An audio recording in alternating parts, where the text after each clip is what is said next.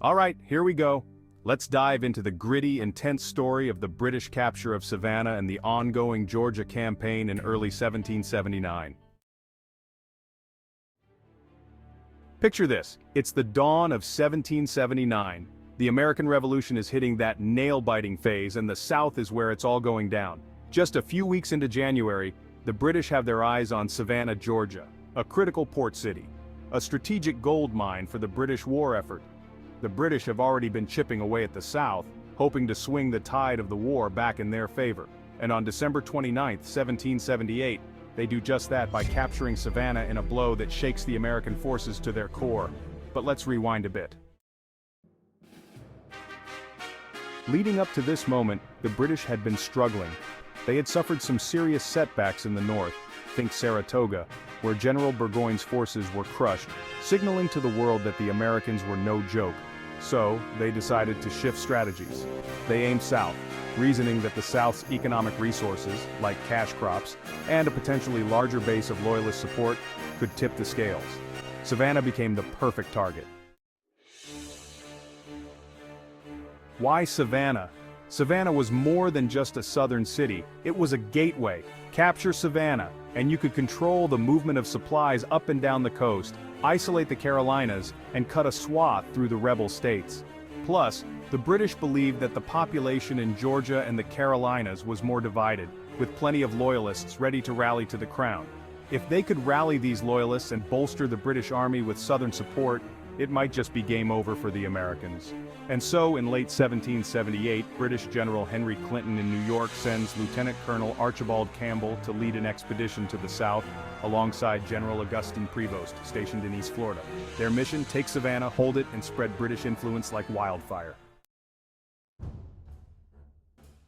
The invasion begins. Campbell's fleet, carrying around 3,500 troops, lands at Tybee Island near Savannah in late December. Opposing them, a ragtag but determined force under American General Robert Howe. Howe's men had been doing their best to defend Georgia, but they're outnumbered, undersupplied, and frankly, outgunned. Campbell, a skilled tactician, doesn't waste time. Using clever flanking maneuvers, he manages to corner the American forces outside the city. In a crushing defeat, Howe's forces fall back. Savannah falls, and Campbell takes control with little bloodshed on the British side. For the Americans, it's a complete rout, with hundreds taken prisoner. The capture of Savannah is not only a strategic win, it's a major morale booster for the British. Suddenly, the South seems like fertile ground for their cause. The campaign expands. Now here's where it gets really intense.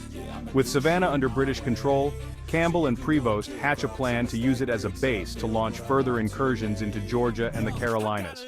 Campbell is efficient and ruthless. He issues proclamations urging local Loyalists to rise up and join the British cause, offering protection and rewards for those who do and threatening punishment for those who resist. He quickly gains some support, but resistance from local Patriots is still fierce. The British establish a foothold around Savannah, fortifying their defenses and planning the next steps. They dispatch patrols and small detachments to raid rebel-held areas, spreading the British influence deeper into Georgia. The idea is to create a domino effect where one victory leads to another, swelling their ranks with Southern Loyalists. But here's the twist. The Americans aren't about to let Savannah go without a fight. Georgia's loss hits hard, especially for the Continental Congress and Southern leaders. They need a counterpunch, and fast, or risk losing the South altogether. Enter, the Patriots fight back.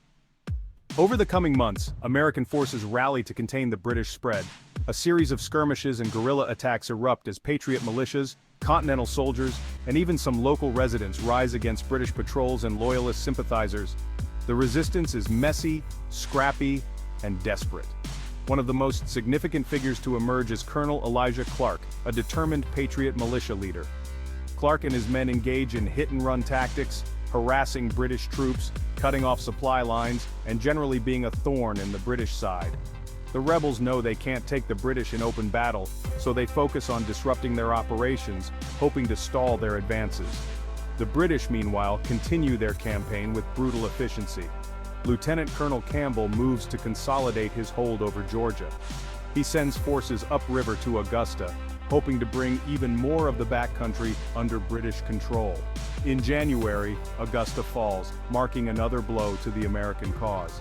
Now the British are not only holding Savannah, but extending their control further into the heart of Georgia. Tensions with Loyalists and Patriots.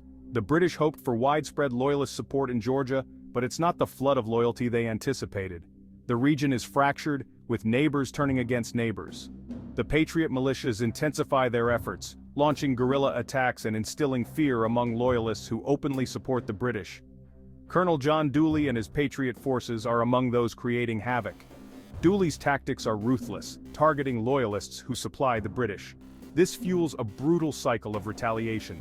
The backcountry of Georgia becomes a war zone, where no one is entirely safe and loyalties are questioned at every turn. The long road ahead. Despite their successes in Savannah and Augusta, the British realized the Southern campaign isn't going to be a cakewalk. Holding territory in the South proves more challenging than they anticipated, as Patriot forces continue to resist with guerrilla tactics. The deeper the British move into Georgia, the more they spread themselves thin, making it harder to maintain control over newly captured areas. For the British, the capture of Savannah was a victory, but one that came with high stakes. Their goal was to crush the rebellion in the South, yet the capture only intensified resistance. The Patriots, far from demoralized, are galvanized. They see Savannah not as a loss, but as a rallying cry. Georgia becomes a brutal battleground, and as 1779 unfolds, it's clear the British presence has only fueled the flames of rebellion. In capturing Savannah, the British ignited the southern theater of the Revolutionary War in ways they hadn't fully anticipated. Their march through Georgia revealed both the possibilities and perils of their southern strategy, a strategy that, as we know from history, would eventually falter. But in early 1779, with Savannah firmly in British hands, the path forward still seemed possible. The struggle for the South was just beginning, and the fight over Savannah became the flashpoint of a brutal, protracted conflict that would test the endurance and resolve of all involved. And there you have it, the British capture of Savannah and the start of their Southern campaign in all its gritty, intense glory. The British thought they could turn the tide by taking the South, but they underestimated the fierce resistance waiting for them. It was a fight that would reshape the course of the war and the fate of a nation.